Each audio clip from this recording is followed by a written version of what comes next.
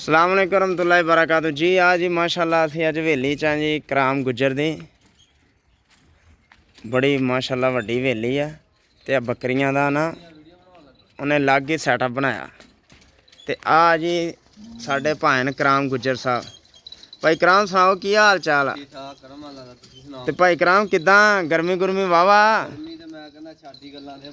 ते शाम टाइम दा बस हो जाती होगी।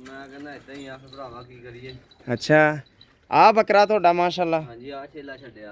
अच्छा ये अपना ही है? अपना घर दा दूसरा दिखा छेला लियान के। ते अजकल की है बकरियां बाहर चराई ते? धियां पत्ते ही आ है पापूलार सिंबल इदां दी जरा पर पाईदा हुण। अच्छा इदां दा उरा पर है। हां आ दूसरा छेला वा साडा। अच्छा आ दूसरा छेला। हाँ जी आ छड्डिया हुण नवा। सही ये भी घर दा ही है माशाल्लाह। घर दे पालिया। सही ते कोई सेल सूल करने वाला नहीं हैगा? सेल सूल करने वाला कोई नहीं, बकरियां सूणगियां ते कोई करांगे सील यार। अच्छा जे कोई है कोई भारू कोई बकरी दस दो, कोई साडे शौक वाले बंदे पुछ ही लेंदे।